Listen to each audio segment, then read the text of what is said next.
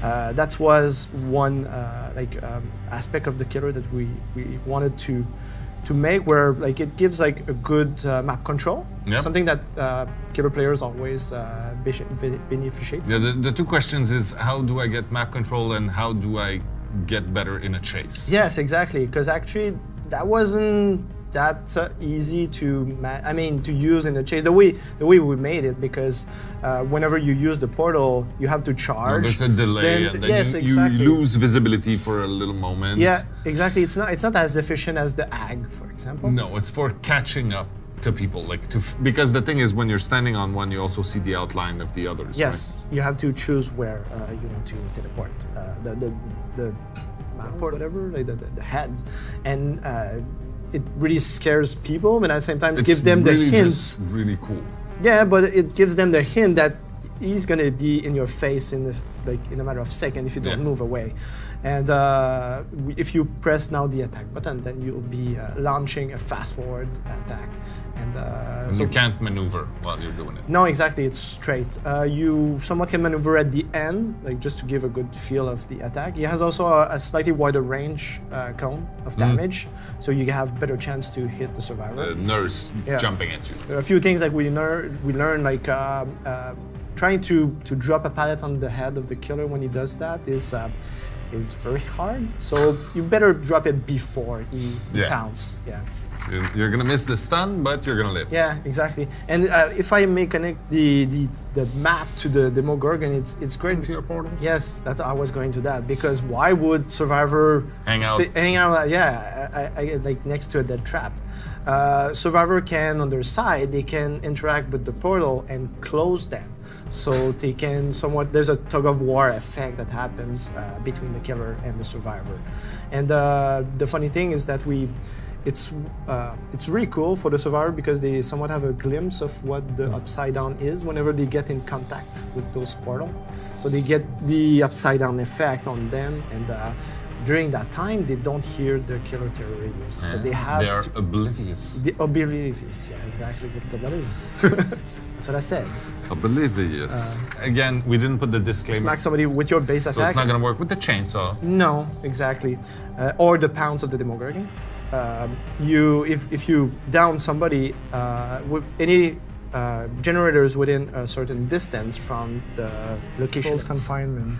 So whenever a survivor pops a gen, all the windows and vault location, not pallet, windows and vault location from a certain radius will be blocked for all survivors, not the killer, obviously.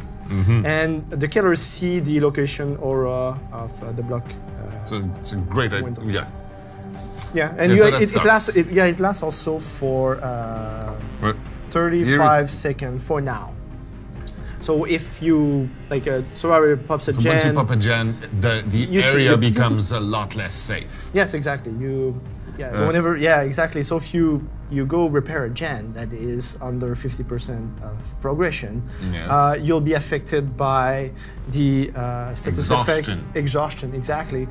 So if you have perk that active based on the exhaustion, you're saying probably, just when I'm doing gen, but if you have a cooldown on one of those perks, it's of course all perks they change throughout the development.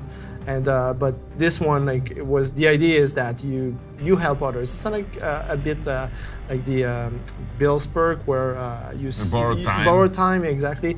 That it's not about the survivor. I mean, it's something that you give to others. So what do you give others? So when you unhook a survivor this time, the unhooked survivor do not leave scratch marks and blood trail for 8 seconds. And on your side, extend the time on the hook, and we're ensure it's something that factors you have to factor the killer in this. You just cannot just we'll give 20 seconds more on the hook. It's just So how does this one work? This one is while you're on the hook and you reach a struggle phase, the perk activate, which means that you're gonna be able to use it only once per game. Yeah. And of course, if you escape, none. If you don't get hooked to reach a struggle phase. And once it activates, if any survivor comes within... that's another one that when we saw we have to connect this to Steve in some way. It's so much this character, like pretty much all the season. So this one activates when you're healing someone. Yes, exactly. You have to heal one full health state, which means that you can do a bit here, a bit there, but you'll see the progression once you have the full heal. Yeah, the perk activate.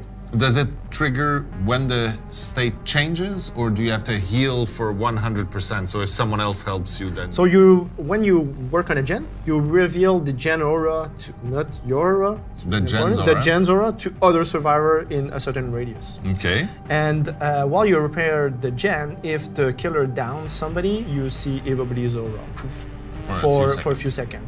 That's pretty awesome. Yeah. The second one I think is a very interesting. Will really enjoy, but we try to give a twist to like advanced player to make use out of it. So it allows you to see your own scratch marks. So whenever you run or stop running, whatever, you see when they show and when the killer can actually spot you. And I think that for advanced players, it's actually super useful to be able to try to play mind games with the killer. Because you can cut a corner and try to like drive the killer in one direction. You can clearly see what he's going to see. On top of that, yes, you walk faster, 20%. That's kind of big. Yeah, exactly. You like especially like build with sprint bursts, for example, or people who walk a lot. Like it's gonna be very interesting. Yeah.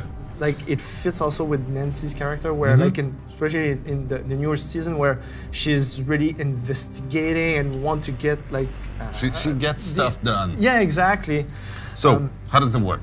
So each time you cleanse a totem, it activates the perk. Any totem is X.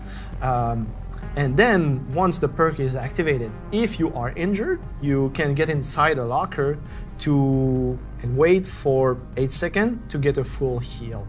And then you can come out fresh and new. And so if you're hurt, you just cleanse a totem, get into a locker. You can cleanse a totem at any time. So even though like just it's just you can't stack tokens. No, exactly. You're the match start, you find a totem, cleanse it, you're gonna get your perk activate. Next time you get hurt, you just get in a locker. Yeah. It's like Superman. And then you get out. Yeah, and since this perk has been out, like I have difficulty finding totems because everybody's cleansing them. It's just like. And then it's gonna make some other totem-related perks quite a lot of fun. Yeah, sure, exactly. But the thing is, like, it's quite a powerful effect where, like, just 8 seconds, it's twice faster than a normal heal. But the thing is, you're still required to hunt for the totem first, and then find a locker.